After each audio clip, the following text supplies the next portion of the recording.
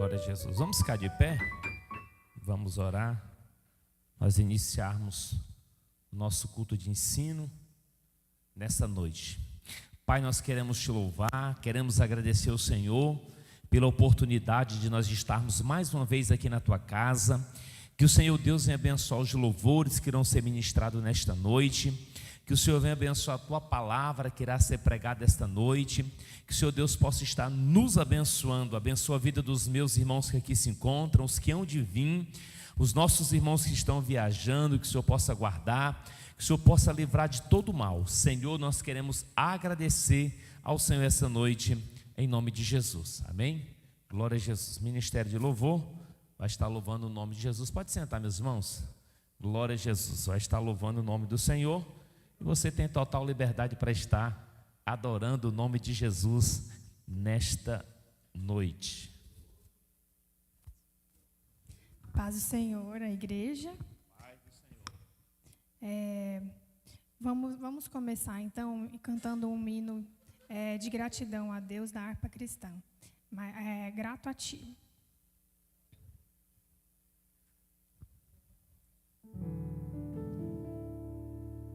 Oh, meu Senhor, dai-me mais gratidão por tudo que tu fizestes por mim, por tua graça no meu coração, que me encheu de venturas sem fim. Mais grato a ti, mais grato a ti, mais consagrado, ó, faz-me, Senhor, mais humilhado e cheio de amor. Faz-me mais grato a ti, mais grato a ti. De graça deste ao meu coração a santidade, a paz e a fé, gozo celeste, consolação e liberdade de estar aos teus pés.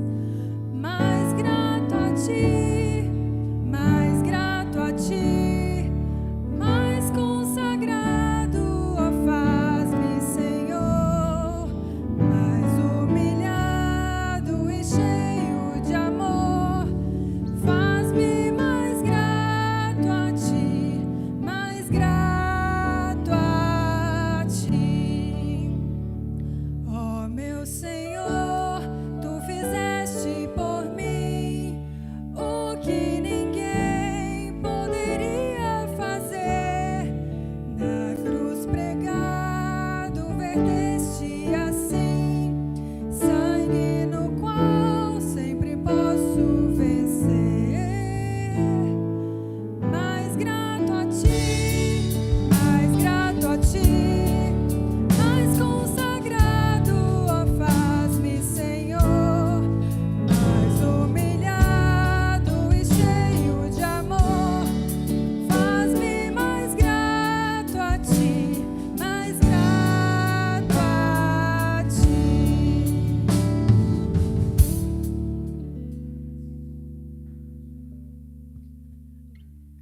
Irmãos, vamos cantar agora o hino da harpa de número 15. Ó, quão cego andei.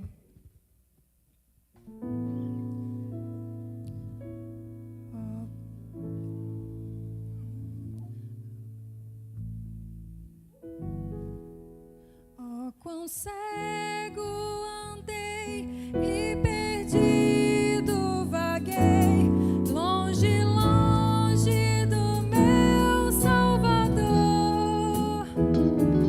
Mas do céu ele desceu e seu sangue verteu para salvar um tão pobre pecador. Foi na cruz onde um dia eu vi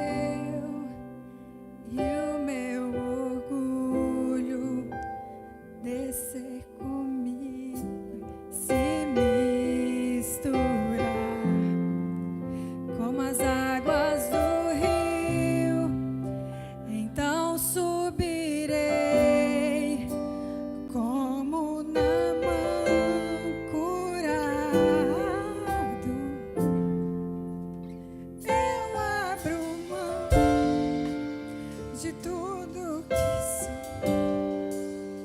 só pra servir.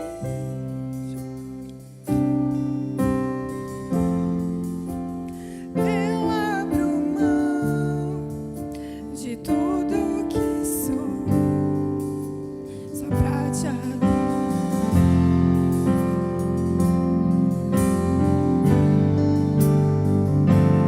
Senhor, quebra o meu orgulho. Eu quero descer e mergulhar nas águas do teu amor. Me purifica. Eu quero ser como na mão do teu poder.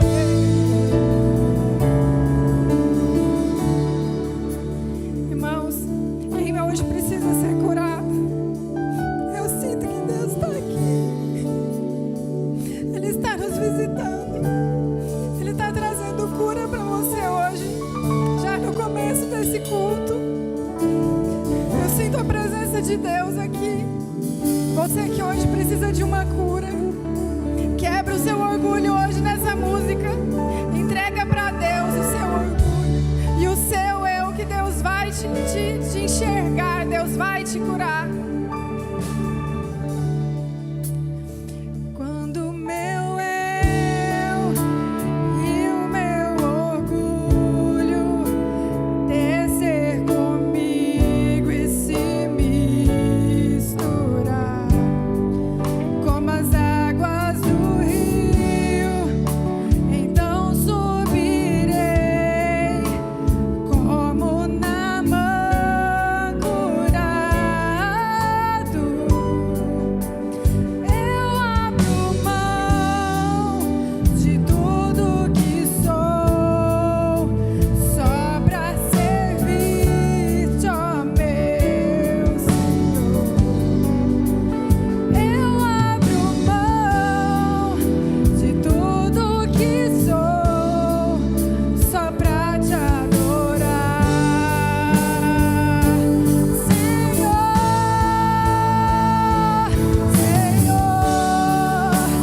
quebra o meu orgulho. Eu quero descer e mergulhar nas águas do teu amor. Me purifica.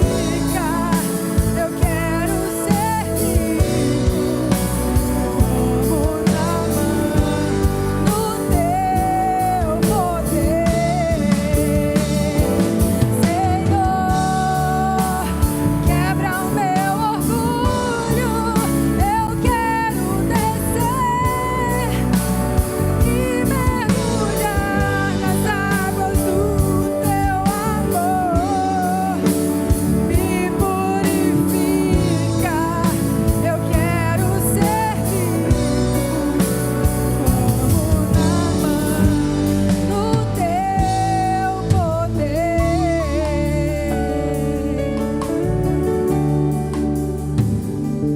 Amém.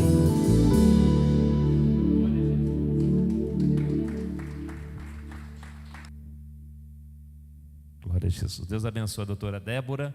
Meus irmãos, vamos ficar de pé? Abram as vossas Bíblias no Evangelho de Mateus. Glória a Jesus. Evangelho de Mateus, o capítulo 10. Evangelho de Mateus, o capítulo 10, a partir do versículo 5. O Evangelho de Mateus, capítulo 10, a partir do versículo 5. É muito bom quando o Ministério de Louvor vem completo, né? Na terça-feira. Deus abençoe. Não falte mais, doutora Débora. Um dia desse estava aqui eu, Reginaldo e o Lucas. Não. Aí eu falei, Reginaldo, tu canta. Ele pegou a harpa assim, pastor, não estou nem enxergando direito essa letra. É o senhor que vai cantar mesmo. Eu falei, meu amigo, me ajuda, viu? Glória a Deus. Glória a Jesus. Mas Deus abençoe, viu? Amém? Quem encontrou, diga amém. Olha o que é que a Bíblia nos diz. Evangelho de Mateus, o capítulo 10, a partir do versículo 5, assim diz a palavra do Senhor. Jesus enviou estes 12 e lhes ordenou, dizendo: não ireis pelo caminho dos gentios, nem entrareis em cidade de samaritanos, mas ide antes as ovelhas perdidas da casa de Israel. Indo, pregai, dizendo: é chegado o reino dos céus. Olha o versículo 8: curai os enfermos, limpai os leprosos, ressuscitai os mortos, expulsai os demônios, de graça recebestes, e de graça não possuais ouro, nem prata, nem cobre em vossos cintos. Pergunta: onde estão os discípulos de Jesus? Amém. Amém. Amém. Qual foi a ordem de Jesus para os seus discípulos? Curai os enfermos, limpai os leprosos e ressuscitai os mortos e expulsai os demônios. Olha, evangelista Oswaldo, a responsabilidade. Expulsai os demônios. Quando fala em demônio, irmãos, pensa que é só pastor que expulsa demônio. Não é só pastor que expulsa demônio. Todos nós somos discípulos de Jesus. Todos nós temos que ter essa autoridade. Porém, para ter essa autoridade, nós temos que buscar. Temos que buscar. É na oração, é no jejum, é no sacrifício. Porque de graça Deus nos deu. E de graça nós vamos transmitir. Amém, meus irmãos? Que nós possamos ser discípulos de Jesus. Que nós possamos orar pelos enfermos. E os enfermos ficarão curados no nome de Jesus Cristo. Que nós possamos orar por uma pessoa endemoniada. E essa pessoa ser liberta no nome de Jesus. Amém? Oramos ao Senhor. Pai, nesse momento, mais uma vez nós oramos a Ti. Mais uma vez nós queremos agradecer ao Senhor pela oportunidade de nós estarmos aqui na Tua casa. Obrigado, Senhor, porque até aqui o Senhor tem nos ajudado, até aqui o Senhor tem nos guardado, até aqui o Senhor tem nos livrado de todo mal, Senhor. Pai, nos ensina nós sermos discípulos do Senhor. Pai, nos dê essa autoridade, Senhor, para nós expulsarmos os demônios, para nós orarmos pelos enfermos, Senhor, e os enfermos ficarem curados, Senhor, porque esta é a ordem do Senhor, essa é a ordem que o Senhor deixou para a igreja do Senhor aqui na terra. Então que o Senhor possa nos usar, Senhor, com muita autoridade, em nome de Jesus. Amém? Pode sentar. Deus abençoe a vida dos nossos irmãos. Graças a Deus, nós estamos aí mais uma terça-feira, hoje, dia 19 de dezembro de 2023. Praticamente foi-se o ano de 2023, mas nós podemos dizer nessa noite que o Senhor tem nos ajudado, o Senhor tem nos guardado, o Senhor tem nos protegido, e nós temos certeza que o ano de 2024 vai ser melhor no nome de Jesus Cristo. Você acredita nisso no nome de Jesus? Vai ser um ano que o Senhor vai nos abençoar. Nós somos abençoados no ano de 2023, mas Deus continuará nos abençoando para a glória de Jesus. Amém? Meus irmãos, nós vamos ofertar nessa noite.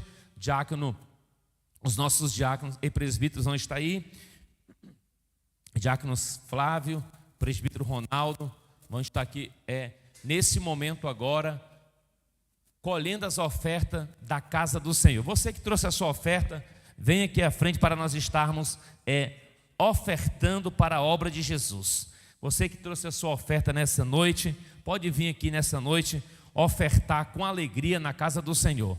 Que o Senhor Jesus Cristo venha te abençoar, que o Senhor continue prosperando os teus caminhos, que o Senhor Jesus abençoe o teu celeiro, que o Senhor abençoe o teu trabalho, a tua casa, a tua família, os teus filhos. Nós ministramos toda sorte de bênção na sua casa, que o Senhor continue te prosperando, que o Senhor continue guardando a sua vida, guardando as suas finanças, dando a bênção sobre a sua vida. Nós declaramos essa noite em nome de Jesus, que o Senhor continuará te abençoando em nome do Senhor Jesus Cristo de Nazaré. Glória a Deus.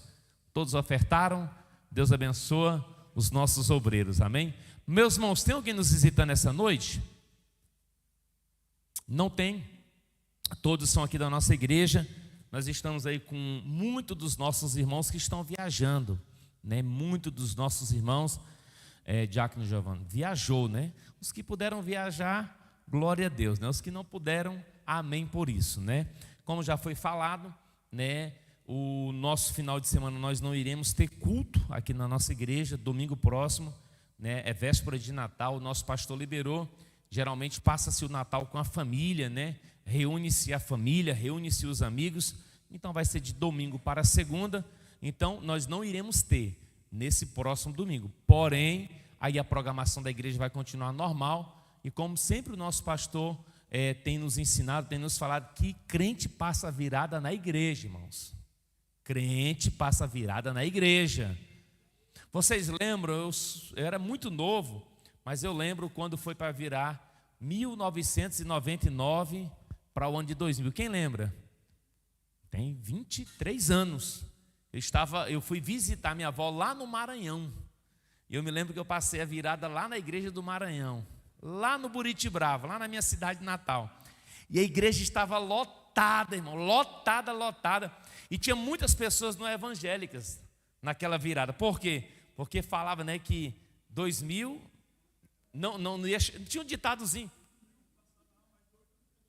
1000 passará, mas 2000 não chegará. Então as pessoas, Paulo tinha muito medo, né? Então as igrejas lotaram, né? 99 para 2000. Então é de costume nosso, irmão, nós passarmos a virada do ano na igreja. Então, se você quiser visitar, sim, meu pastor.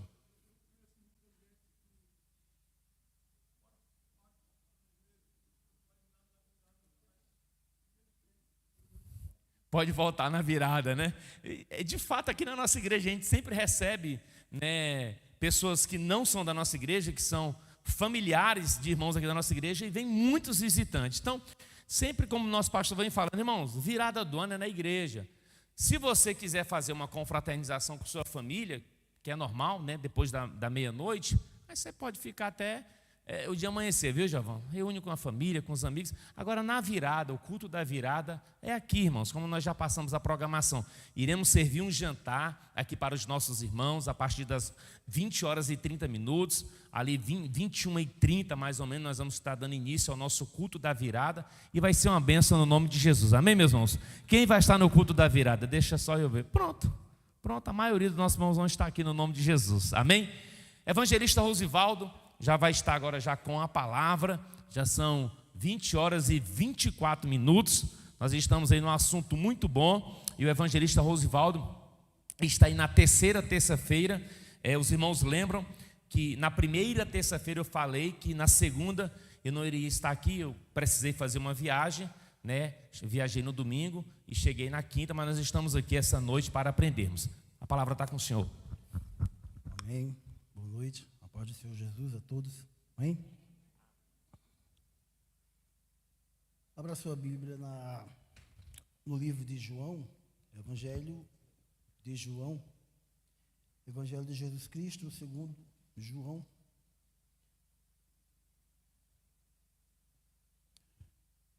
Na semana passada abordei um assunto. Hoje eu quero pegar o gancho que ficou e concluir um dos assuntos que é terminar a questão do batismo e introduzir a ceia na semana passada. E para isso eu li o capítulo 13 de João. Hoje nós vamos fazer muito uso da Bíblia, então, por gentileza, você possa estar guardando essas referências, porque a gente vai dar um passeio hoje escriturístico. Capítulo 13 de João, veja o que diz o versículo 1. Eu não sei o que diz a sua versão. Eu não estou ganhando nada com isso para anunciar essa Bíblia, né? Mas eu uso essa Bíblia textual. Por que eu faço uso da Bíblia textual? Motivo muito simples. Eu antes usava o grego, a Bíblia em grego ou em hebraico. Mas como os irmãos não conhecem, muitos não conhecem o grego ou o hebraico. Então fica aquela coisa que só eu sabia, né? Tipo, então, e se não for, né? E se não for, como é que eu faço? Então essa Bíblia textual, ela não é igual ao grego ou hebraico, porém, ela expressa muito fidedignamente o texto grego e o texto hebraico. Então, o versículo 1 diz o seguinte: antes da festa da Páscoa, sabendo Jesus que havia chegado a sua hora, para que passasse deste mundo ao Pai, havendo amado aos seus que estavam no mundo, os amou até o fim. E durante a ceia, presta atenção aqui, esta ceia não era a ceia com os discípulos, mas era a ceia referente à Páscoa. Sempre que Jesus vai ceiar, os três sinóticos, Mateus, Marcos e Lucas, abordam este assunto. Jesus come 2 vezes. Logo, a primeira vez não faz referência à Santa Ceia como nós costumamos, mas a ceia, por quê? Porque é boca da noite, então é a última jantar. A palavra ceia no grego é nipou, e significa literalmente jantar. Jantar. Então ele está jantando com os discípulos, e como ele era um judeu, Jesus era um judeu, ele tem que fazer a comemoração festiva, relembrando, reportando ao Cordeiro Pascal, lá do Êxodo 12. Então, tem a ver com este assunto. Aí o que diz o texto? Durante a ceia, quando o diabo já havia posto no coração de Judas, de Simão Iscariotes, que o traísse, sabendo que o Pai lhe havia posto todas as coisas nas mãos, e que havia saído de Deus e voltava a Deus, levanta-se da ceia, tira de si o manto e, tomando uma toalha, cinge-se com ela. Depois de pôr água na bacia, começou a lavar os pés dos discípulos e secá-los com a toalha com a qual estava cingido. Chega, pois, a Simão Pedro, diz-lhe: Senhor, tu me lavas os pés? Respondeu Jesus e disse: Tu não entendes agora o que eu faço, porém compreenderás depois destas coisas. Diz-lhe Pedro: Não me lavarás os pés jamais. Jesus respondeu: Se não te lavo, não tens parte comigo? Diz-lhe Simão Pedro: Senhor, não só os pés, mas também as mãos e a cabeça. Jesus lhe diz: O que há sido banhado não tem necessidade de lavar senão os pés, pois está todo limpo. E vós estáis limpos, embora não todos. Porque sabia por quem está sendo entregado, por isso disse: Não estáis todos limpos. Assim que depois de lavar seus pés, tomou seu manto, voltou a reclinar-se e disse: Entendeis o que vos tenho feito? Vós me chamais o Mestre e o Senhor, e dizeis bem, porque eu sou. Pois se eu sou o Mestre e Senhor, vos lavei os pés, também vós deveis lavar os pés uns dos outros, porque o exemplo vos dei, para que como eu vos fiz, assim também façais vós. Em verdade vos digo, um escravo não é maior do que o seu senhor, nem um enviado é maior do que o enviou. Se sabeis essas coisas, bem-aventurados sois se a praticardes. Não falo de todos vós. Veja que ele acrescenta mais uma vez aqui um excludente. Ele fala: estás banhado, estás limpo, nem todos. Aqui ele reporta mais uma vez: nem todos vós. Eu sei a quem escolhi para mim, mas para que se cumpra a escritura, o que come do meu pão levantou contra mim o seu calcanhar. Se você for pegar o Salmo, já qual faz menção o Senhor Jesus, você vai se surpreender. Por quê? Porque Jesus ele pega um texto do Salmos, quando o salmista diz: o meu amigo íntimo, aquele em que eu tanto confiava. E por coincidência, não é coincidência, todos os cargos que Jesus dera para Judas, só recebe tal cargo alguém de muita confiança. Jesus tinha inteira confiança em Judas. Jesus tinha todo o empenho de Jesus era para trazer Judas. A bolsa só ficava com quem a pessoa mais confiasse. A bolsa do tesouro estava com Judas. O bocado a qual ele deu, quando Pedro perguntou, amando de João, pergunta para ele por gesto, quem é? E Pedro pergunta, Jesus diz, aquele a quem eu der o bocado molhado, esse é o que me trai.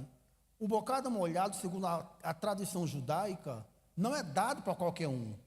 O bocado molhado era uma demonstração pública de que quem estava recebendo era uma pessoa de que quem dava gozava de um inteiro prestígio. Então Jesus, e um outro detalhe, se você for pegar dentro do círculo em que eles se reclinaram na mesa, quando Jesus ele está sentado na mesa, e o costume oriental era que após a refeição, cada um reclinasse no peito de quem mais tinha prestígio, e se pegando do princípio de que João estava com um peito na cabeça de Jesus, Jesus estava com a cabeça no peito de Judas. Jesus estava com a cabeça no peito de Judas. Então, a gente tem uma imagem comprada de Judas muito mal. Que era aquela ideia que, e por quê? Por causa dos filmes, dos desenhos, essa é a realidade. Mas, na verdade, Jesus queria algo em Judas. E se você for ler o capítulo 15 e 17 do Evangelho de João, na oração sacerdotal, capítulo 17, ele faz uma oração e uma lamentação profunda soa da boca do Senhor. Quando ele fala, Pai, todos os que tu me deste, todos os que tu me deste, eu guardei comigo. Nenhum deles se perdeu, a não ser o filho da perdição, para que se cumprisse as Escrituras. Aí a pessoa vai no final de Mateus 27 e pergunta, mas Judas foi salvo? Irmãos, Judas nunca creu em Cristo. Nunca creu em Cristo. Capítulo 15 de João, ele diz o seguinte, vós estáis limpos pela palavra. Aqui no 3, ele fala, vós estáis limpos, nem todos. No versículo número 16, ele está, exceto alguns. No capítulo 6 de João, Jesus diz, em verdade, eu vos digo que um de vós é o diabo. Abre aspas, João abre um parênteses e fala, e isso dizia acerca de Judas, que não cria nele. Então, como é que alguém vai ser salvo se nunca creu em Cristo? Então, não me pergunte a questão do suicídio, por que foi suicídio. Não, ele não foi salvo porque ele nunca creu em Cristo. É contundente a afirmação da Escritura, Judas nunca creu em Cristo. Aí, um outro sim, aproveitando só um pequeno ensaio, pessoal, não, mas Judas morreu como? Se enforcou, foi relado ao meio, porque em Atos 1,18 fala algo lá. Bom, onde entra novamente o termo grego.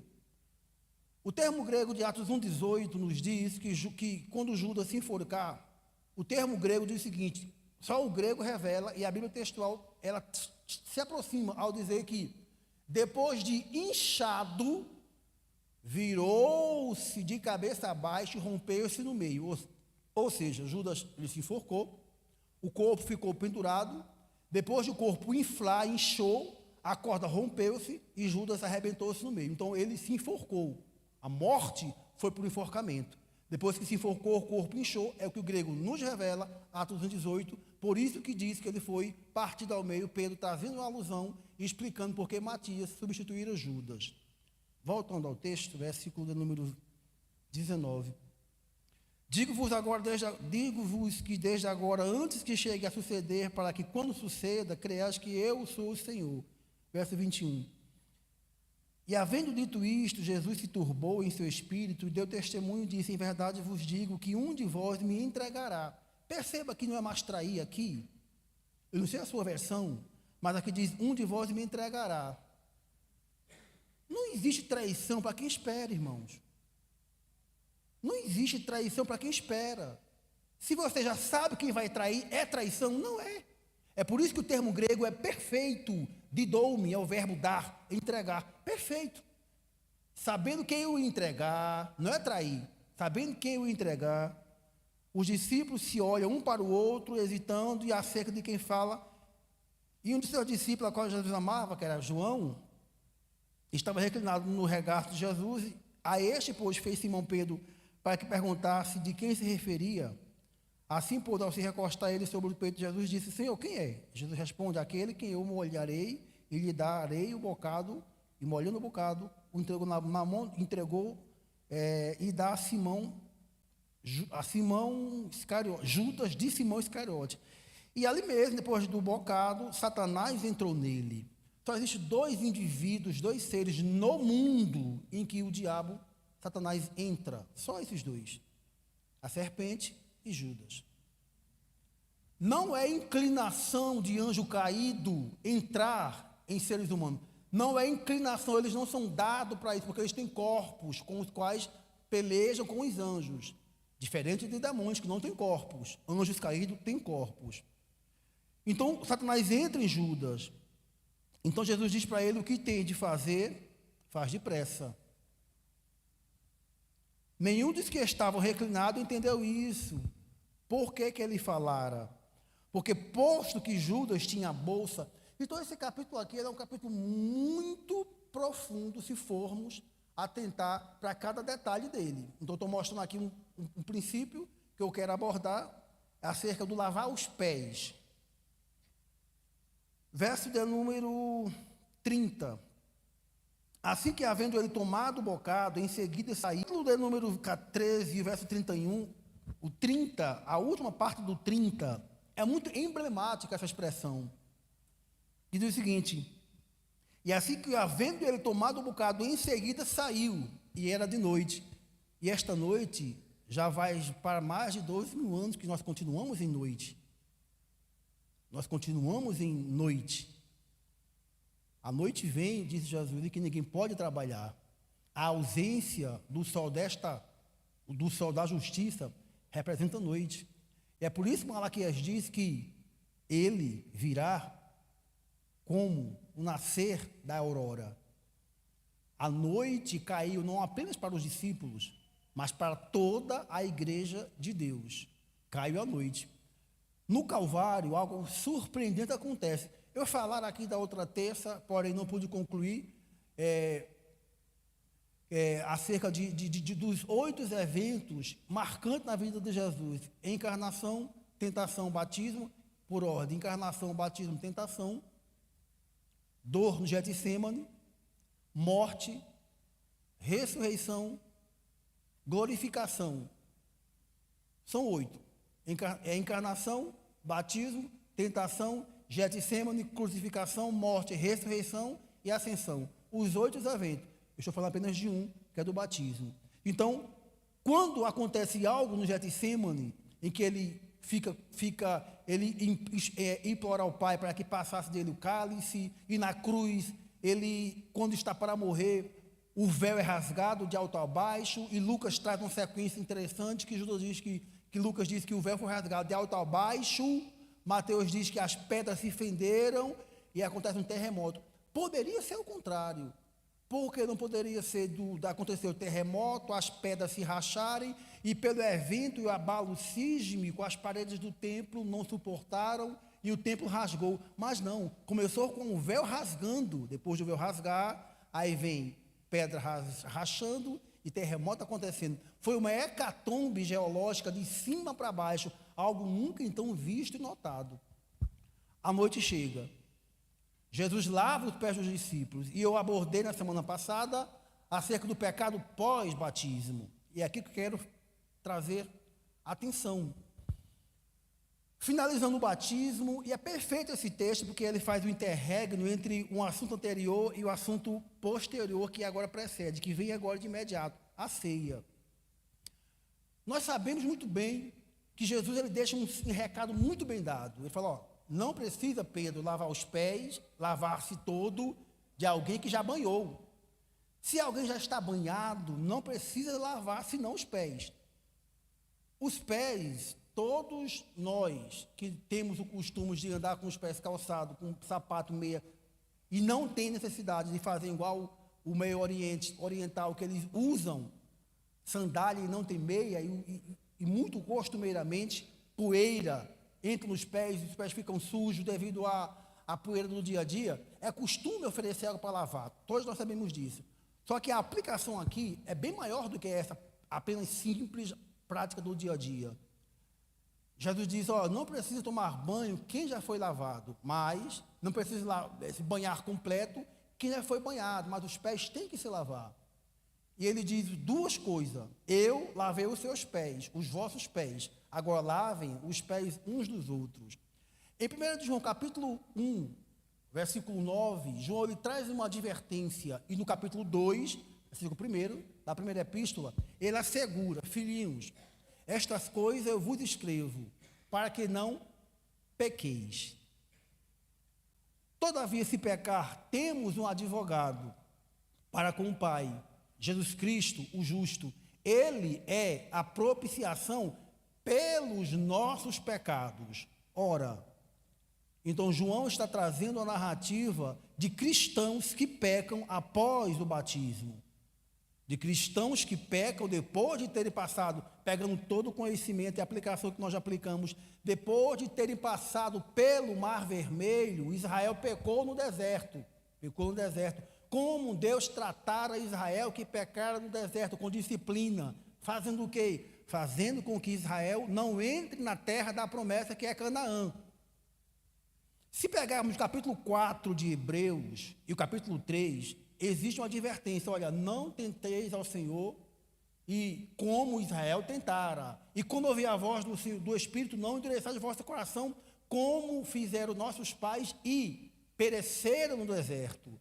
Então existe uma assertiva, existe uma advertência muito clara. Irmãos, só quem não entende absolutamente nada de reino fica a ver navios com essa declaração. É muito facto que quando Deus disciplina o povo no deserto, e o capítulo 6 de Hebreus e o 10 é apenas para tratar do que acontecera em Cades Barneia, não é outra coisa. Hebreus 6 e Hebreus 10 não trata de nada. O escritor aos Hebreus reporta o período em que Israel está atravessando o deserto, chega em Cades Barneia, e Deus diz para ele no capítulo 14 de Números, 13 e 14, Deus chama eles e fala: olha, a terra está diante de vocês, a terra é de vocês, entretanto, vocês têm que ir lá e enfrentar os desafios que a terra oferece.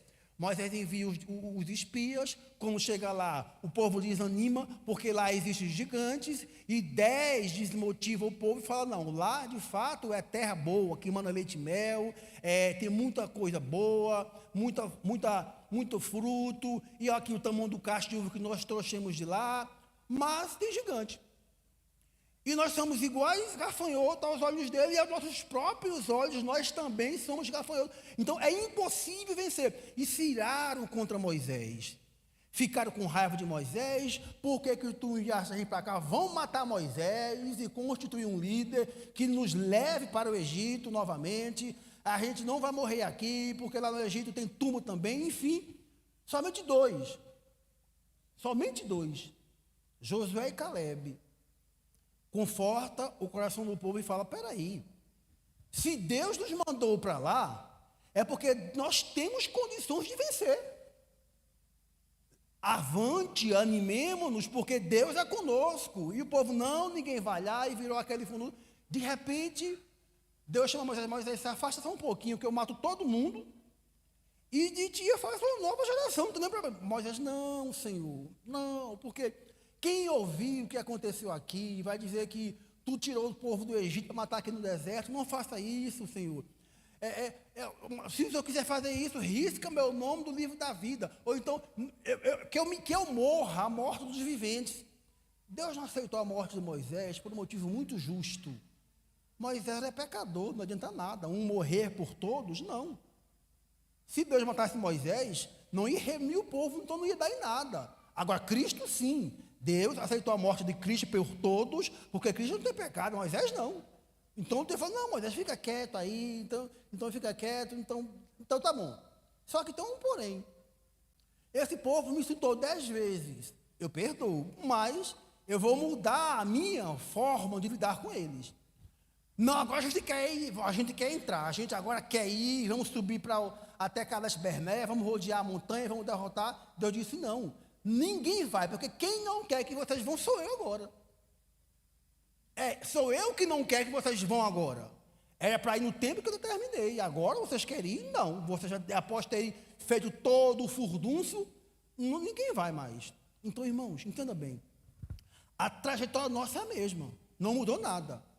Se pegar os 5 livros da Bíblia, Gênesis, Êxodo, Levítico, Número, Deuteronômio, nós entenderemos perfeitamente onde nós nos posicionamos. Números. Em hebraico, números significa, a Septuaginta traduz número como aritmoi, que é números mesmo, contas. Só que o hebraico não é aritmoi. O hebraico é bamidbar, que significa pelo deserto. Pelo deserto.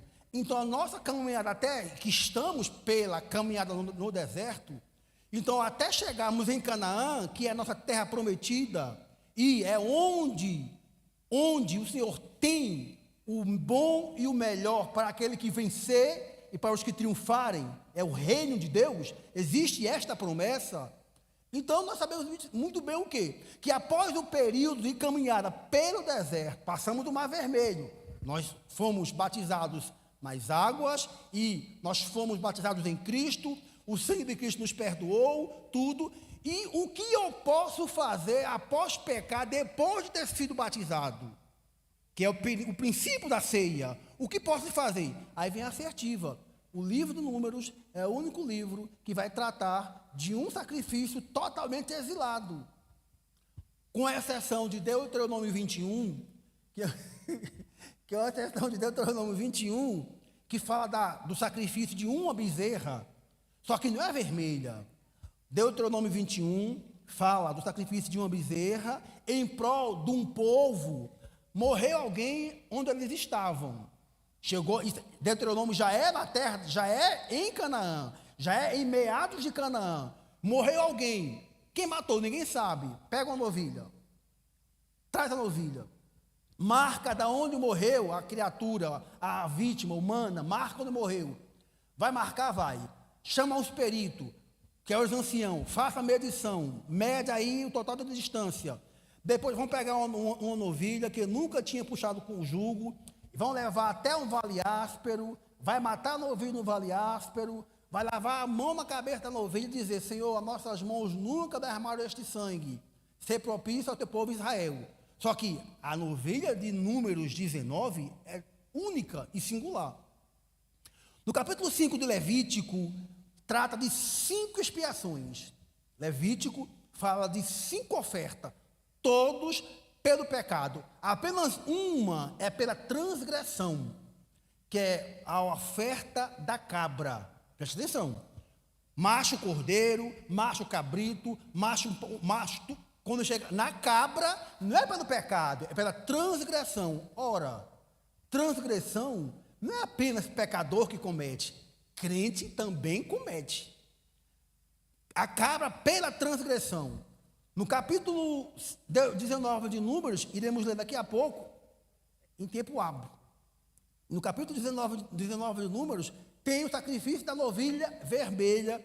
Ela é perfeita, ela não puxou jugo, ela é singular nesse quesito, e até a forma em que ela é partida é singular. Todos os sacrifícios ademais, o sangue é dado para Deus.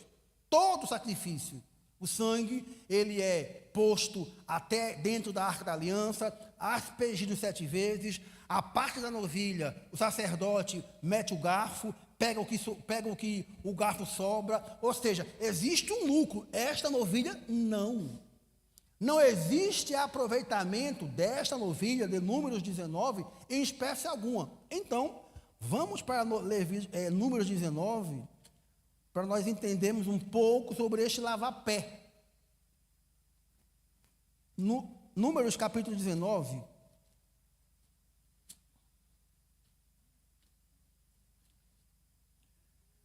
Esse capítulo e essa passagem divide-se em 2 partes. 19, versículo 2 e versículo 5. Eu vou explicar, eu estou explicando o princípio da ceia já, viu? Capítulo 19, versículo 1, falou Adonai a Moisés e a Arão, dizendo: este é o preceito da lei, que Hashem tem ordenado, dizendo: diz aos filhos de Israel que tragam uma novilha vermelha. Então aqui, ó, perfeita, na qual não haja defeito. Então, pegando Cristo aqui, perfeito, em que não há defeito, é a vida de Cristo. A sua vida, quanto à sua vida, ele era perfeito, sobre a qual não haja posto julgo, tem a ver com a sua obra. Quanto à sua vida, perfeito.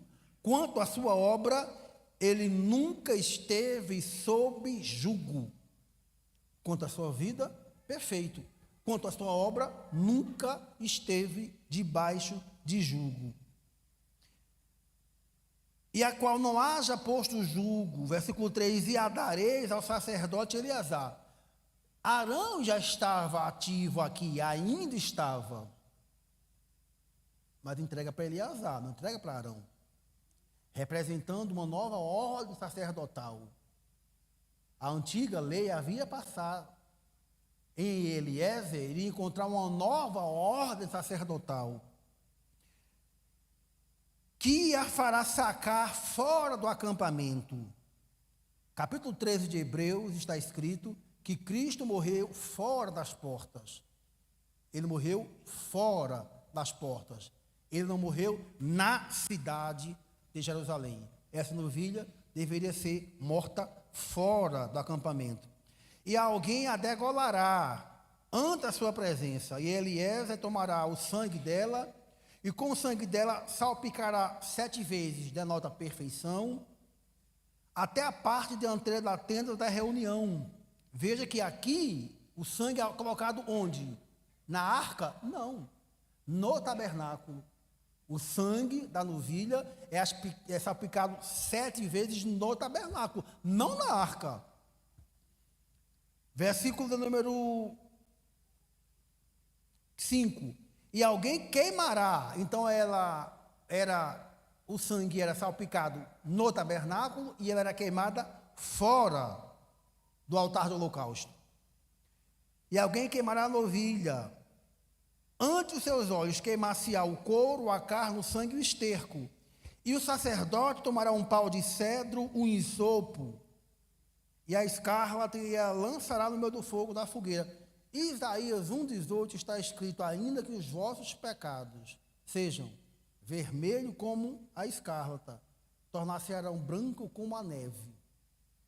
O pau de cedro e isopo, é claro que tem uma aplicação tipológica para isso daí. Eu quero que você leia comigo 1 Reis, capítulo 4, versículo 31 e 33, 32 e 33. Para ganhar uns tempos, está escrito lá o seguinte: que quando Deus deu para Salomão sabedoria, e o termo lá diz, o verso 33 diz, e ele escreveu 1004 cânticos, e falou desde o cedro até o isopo que nasce na parede. Ou seja, é algo universal. Então, Salomão, ele falou desde os altos cedros até o isopo que nasce na parede, ou seja, aqueles musgos que crescem em parede. Ou seja, do maior ao menor, nada ficou de fora. Então, esta novilha, que é Cristo, obviamente, levou sobre si todo tipo de pecado, do maior ao menor, todo tipo de pecado. E o lançará no meio da fogueira, da novilha, verso 7, o sacerdote lavará suas vestes com água, banhará seu corpo com água, depois entrará no acampamento, mas o sacerdote será impuro até a tarde. Verso 8, e o que a queimou, lavará suas vestes, banhará seu corpo, será impuro até a tarde. Verso 9, e um homem limpo recolherá as cinzas da novilha, e as porá fora do acampamento em um lugar limpo, e a assembleia dos filhos de Israel as guardará para a água de purificação. É oferta pelo pecado. Mas espere, já haviam sacrificado diversos novilhos, diversos carneiros, diversos cordeiros, diversos bodes. Mas aqui, além da novilha ser sacrificada, além do sangue dela ser derramado, a cinza deveria ser guardada. Então, isso aqui tem uma dupla aplicação. Você veja que, por que esta novilha, ela é degolada, ela é morta, ela é expiada, ela é dada em números? Porque é o livro que fala da peregrinação. Não é em Levítico, que é o livro dos sacrifícios, mas em Números, que é o livro da peregrinação. Isso implica que nós, que somos peregrinos, de acordo com o que Pedro fala, que somos peregrinos nesta terra, nós que estamos peregrinando até a nossa pátria celestial, a nossa mansão, a nossa morada, o que devemos fazer? Quando não? Se não, ao pecarmos, porque nós pecamos. O sangue de Cristo não é mais derramado, mas, se você for prestar bem atenção, esta cinza era aplicada diversas vezes no pecador. Eu quero ler com vocês esses textos. Diversas vezes a cinza era aplicada, ou seja, pegava a cinza da novilha, o sangue já foi aspergido, já foi dado, a carne já foi consumida, mas, se você ler o versículo 7, o couro, toda a parte da novilha completa, foi aproveitada e deixada à parte do lado. Foi jogada a cinza? Não, não foi jogada a cinza. Versículo 10. E o que houver recolhido as cinzas da novilha, lavará suas vestes e ficará impuro até o entardecer. E isto será por estatuto perpétuo aos filhos de Israel e aos estrangeiros junto a eles. Olha o versículo 11. O que tocar o cadáver de uma pessoa será impuro 7 dias. Ao terceiro dia será purificado, e ao 7º dia será limpo. Mas, se ao terceiro dia não se purificar, não será limpo ao 7º dia. Uma aplicação bem aqui. Nós sabemos que, veja bem, a pessoa pecou. Vão pegar a cinza da novilha, junto com a água viva, que é o que diz o versículo número 17, junto com a água viva, pegar a cinza da novilha e vão aplicar na pessoa que pecou. Então, ao terceiro dia, ele vai ser limpo e ao 7º dia se purificará. 3 de 7, não é coincidência. O terceiro dia é a ressurreição de Cristo. E o 7? O 7º dia, de acordo com Hebreus 4, 6, é o Shabá perfeito. É o Shabá, que este escritor aos Hebreus diz que o sábado é o descanso, porque não entraram no meu descanso, referindo-se ao reino de Deus. Qual que é a aplicação aqui? A aplicação é que quem não é perdoado e que não se purifica na ressurreição de Cristo, que é esta dispensação, no 7º dia, que é o quê? O milênio, que é o reino, ele não vai reinar porque ele está impuro. Deus fez o mundo em 6 dias, 6.000 anos. O 7º dia, que é o 7º mil ano, tem que ser o milênio. Foi o sábado.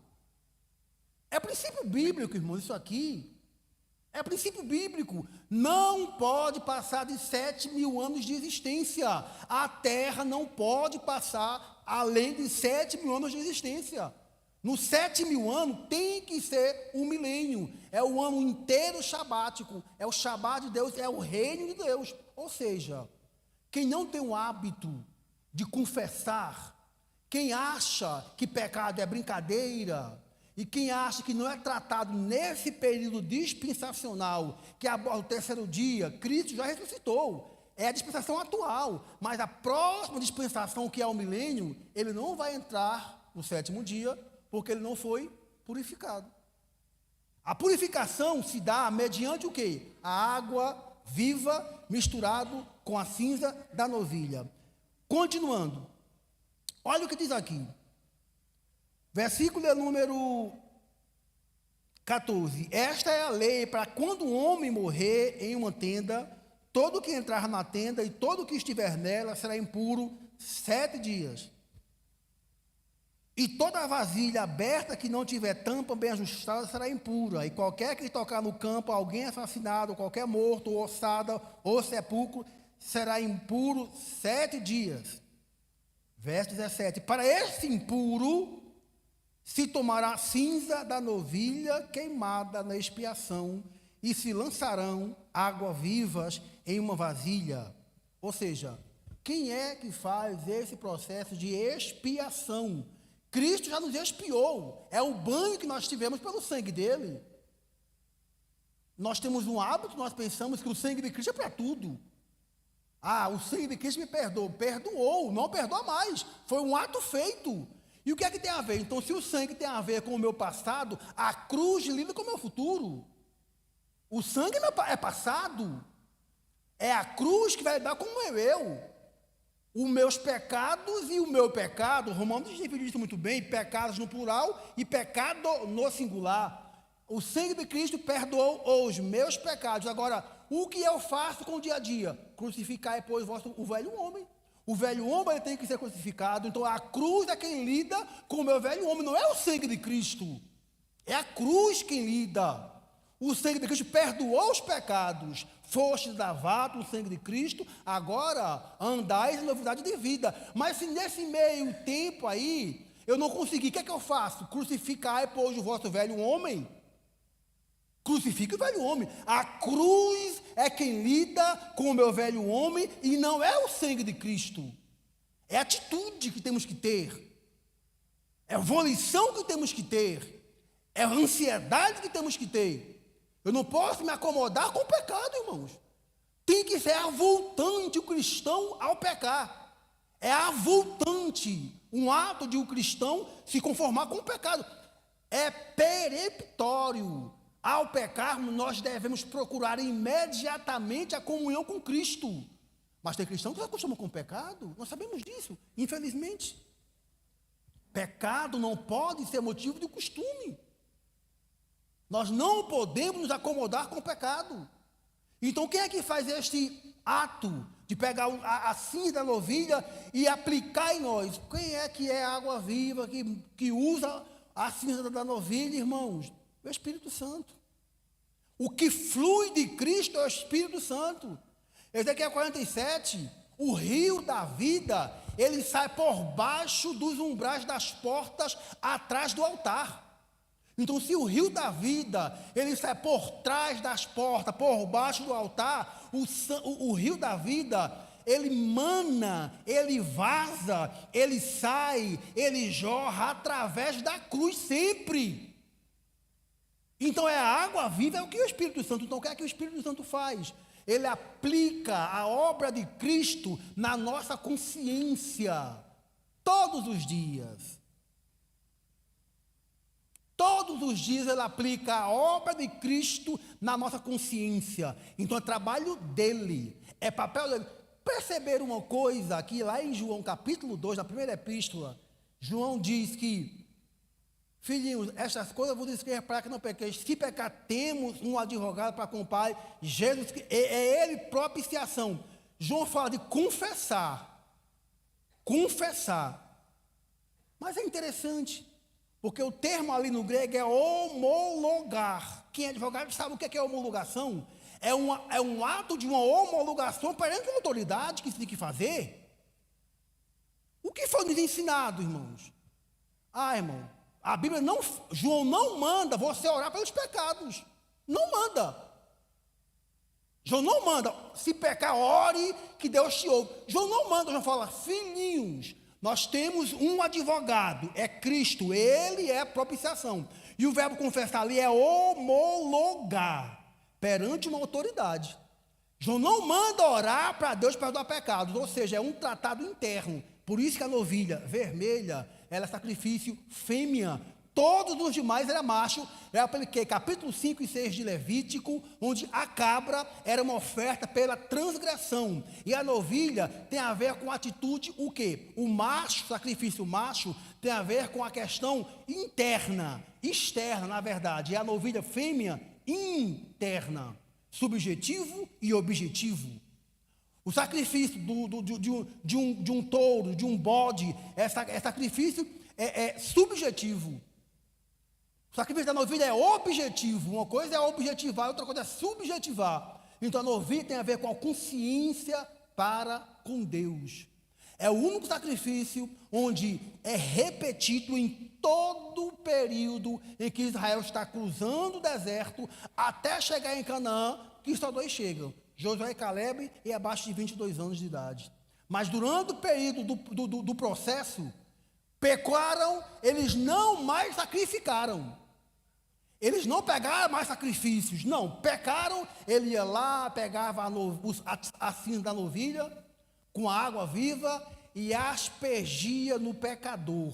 Ou seja, durante a nossa travessia, por esta geração, por esta dispensação, até chegarmos na próxima, o que nós devemos de lidar é com o sacrifício de Cristo já foi posto, mas o Espírito Santo, que é a água viva, é que vai fazer o quê? Nós já fomos banhados pelo sangue de Cristo. Perceba, a novilha já deu seu sangue. Agora, Jesus diz, quem foi banhado não tem necessidade de tomar banho, mas de lavar-se.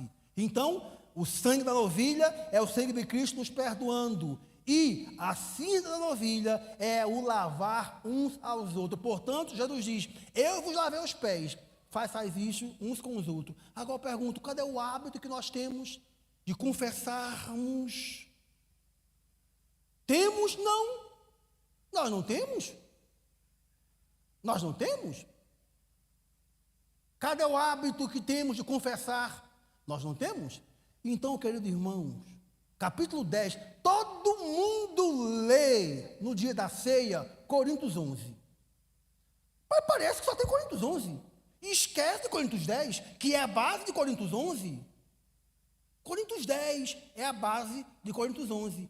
E Paulo diz em Coríntios 10, porventura, não é o pão, o corpo de Cristo que comemos, não é o sangue de Cristo, o cálice que bebemos, porventura, nós não nos tornamos um na mesa. Paulo vai tratar, em Coríntios 10, ele vai tratar de uma assembleia mais solene, é de algo mais íntimo. Aí ele vai dizer, nós não podemos ter comunhão com a mesa do Senhor e ter comunhão com os demônios. Nós não podemos comer da mesa do Senhor e comermos da mesa dos demônios. Nós não podemos ter intimidade com o Senhor e intimidade com os demônios. Mas por que Paulo ele fala de uma forma tão taxante e maciça? Capítulo 2 de Efésios, capítulo 2, Paulo vai dizer algo muito extraordinário. Ele vai dizer que todos nós éramos movidos, nós éramos movimentados. O termo grego diz que nós éramos energizados. Ele utiliza sobre o princípio do ímpio, energizado pelo príncipe deste mundo. Irmãos, nós temos uma esfera de atuação maligna, que tem muito crente que não acredita mais em demônio, que tem muito crente que acha que é psicologia barata. Nós temos uma esfera, e que essa esfera ela é muito explícita em todos os âmbitos, e cujo príncipe, o diabo não deixou de ser príncipe. Ele ainda é o príncipe deste mundo. Ele ainda é o Deus deste século. Por isso que eu comecei falando que quando Cristo saiu, à noite, quando Judas saiu, e o texto fala, e a noite chegou, ainda estamos vivendo o período noturno sem a presença do sol da justiça em nosso meio. Mas para vós em que habita a esperança, o sol da justiça nascerá, disse Malaquias, que é quando o Senhor vier. Então, irmão, entenda uma coisa. Então, quando Paulo fala em Efésios 2, que os príncipes deste mundo, o príncipe deste mundo, ele energiza os filhos da perdição. Entenda uma coisa. Filhos da perdição é quem não tem Cristo. Deus não escolheu uns para salvar e outros para matar. Isso aqui é doideira, loucura, e é uma aberração teológica. E eu nem gosto de usar termos teológicos, mas infelizmente aqui e acolá, a ver se eu fosse usar termos teológicos. É uma aberração teológica. Predestinação. O problema de Calvino e de Armínio foi somente um. Qual que foi? Esqueceram do reino de Deus no meio. Esqueceram do reino de Deus no meio. E a predestinação não tem nada a ver para ser salvo, mas tem a ver para sermos conforme a semelhança e a imagem do Filho de Deus, que é Romanos 8, versículo 23, 27. Então entenda uma coisa, quando os filhos da perdição, quem não tem Cristo, eles são energizados pelas forças das trevas. 2 Coríntios 4,4, Paulo diz que o Deus deste século cegou o entendimento dos incrédulos. O verbo grego para cegar, sabe qual que é? Significa colocar uma nuvem de incompreensão. Eles não entendem o que nós falamos. A palavra da cruz para o que perece, diz Paulo, é loucura. Mas para nós, os que somos salvos, é poder de Deus. Então o diabo colocou uma nuvem de incompreensão. Eles não entendem o que nós estamos falando, da palavra, do evangelho, de vida, de Nova Jerusalém. Eles não entendem o que é isso aí.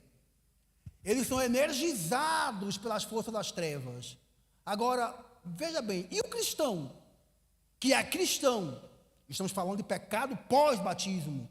Estamos falando de ceia. E o cristão? Bom, o cristão que é acostumado a pecar e acostumou-se com este hábito, ele aos poucos vai se afastando de Deus e vai sendo infligido, porque o termo grego ali é como se um ímã fosse gerado e sugado. Ele joga os períodos, porções de ferro e ele joga o ímã. Então ele joga a tentação e ele faz com que a tentação que foi jogada dê fruto. É esse o sentido. Então um cristão pode sim ser energizado pelo príncipe deste mundo. Um cristão pode sim, sendo novo nascido, mas não querendo mais viver os princípios divinos, ser energizado. Portanto, de acordo com o que Paulo fala, esse cristão, ele não pode participar da ceia, porque está provando da mesa do Senhor e da mesa dos demônios. Da mesa do Senhor e da mesa dos demônios. Aí o que é que Paulo fala? Por isso, capítulo 11, que tem muito, ele começou no capítulo 10. Do capítulo 10, ele traz princípios, 7 princípios e itens alencados do 10 ao 11. Aí ele vai explicando por que é a ceia, o que é que não é a ceia, o que é a mesa. No 10, ele chama de mesa da comunhão. No 11, chama de ceia. No 10, ele fala, porventura, não somos todos nós muitos, mas nós somos um. Então, este um, que Paulo fala que quando a pessoa, ela peca contra o corpo, tem a ver com a unidade que este corpo partilha. Então, no capítulo 11, ele fala, por causa disso, é que tem muitos entre vós, fracos, doentes e que já dormem. E eu falei, na semana passada, que sempre que a Bíblia fala de dormir, ela não fala do pecador. O pecador não dorme, o pecador morre. O cristão dorme. O cristão dorme. Aí no versículo 34 do capítulo 11, Paulo diz, porque quando nós somos disciplinados pelo Senhor, depois de ter falado de fraco, doente, dormir, ele fala, porque quando nós somos disciplinados pelo Senhor, é para nós não sermos condenados com o mundo. Aí é engraçado que 1 de Pedro, capítulo 5, Pedro vai dizer que o juízo começa pela casa de Deus. E Atos, capítulo 10, verso 17, 17:10, Paulo diz que Deus já determinou um dia em que o varão vai julgar este mundo. Deus já determinou um dia em que o varão dele vai governar e vai julgar este mundo. Aí Pedro diz que o juízo começa pela casa de Deus. Irmãos, nós somos felizes, porque Deus começa nos julgando. A casa de Deus, a igreja, ela não vai ser julgada com o mundo, ela é julgada primeiro. Tem a ver com princípios organizacionais e governamentais divinos. A igreja é julgada primeiro. E tem muita gente sendo julgada por princípios divinos. Por quê? Porque não aplica o princípio da novilha. Não aplica o sangue da novilha aspergida com água viva, que é o Espírito Santo, usando a obra de Cristo na consciência do cristão. E perceba aqui, não tem mais sacrifício. A partir do capítulo 19 para frente, nem o cordeiro é mais imolado, nem um par de pombas é oferecido, nem um bode, mais nada. Mas a água viva, com a cinza da novilha, ela percorre todo o período em que o povo de Israel está caminhando pelo deserto. É muito atípico, não, é muito precioso essa verdade. Se nós estamos na caminhada do deserto, que é o Bar Midbar, que é o Números, que é onde a novilha é apresentada, estamos indo até a nossa cidade prometida, como Paulo diz lá em Filipenses 3, até a nossa pátria, até a nossa morada, e é preciso, sim, que nós apliquemos o princípio do lavar-pé. Cristo nos banhou, mas nós devemos lavar os nossos pés diuturnamente, uns com os outros. E é interessante que ele lavou os pés dos discípulos antes de tomar a ceia, e Judas não ceiou, porque pecador não pode tomar ceia. Não vamos avacalhar o negócio, porque tem igreja aí, irmão, que todo mundo ceia. Chegou lá, tudo bebeu, engoliu, né? Judas não ceiou. A ceia foi para os 11. Judas já estava com o diabo no couro, literalmente, foi fazer o que tinha que fazer. Não participou da ceia. Então nós não podemos avacalhar, irmãos. Ceia, batismo são ordenanças sacras. Nós não podemos misturar as coisas. Nós não podemos relativizar as coisas. Não tomou a ceia, não aceitou a Jesus, não se converteu, não teve sangue e água, não pode ter pão. Israel, o cordeiro foi morto em Êxodo 12. Passou pelo batismo em Coríntios 10. Todos foram batizados. Em Moisés na nuvem veio o pão para todo mundo lá no maná. Por quê? Sangue e água. É um princípio bíblico, irmãos. É um princípio bíblico. Agora, que tem gente, muitos ministérios, sim, que já relativizaram isso há muito tempo. Louvemos a Deus pelos nossos pastores, que nos deu essa temática tão importante para nós aprendermos a lidar e a trabalhar com ela. Ceia e batismo, batismo e ceia. Deus abençoe em nome de Jesus.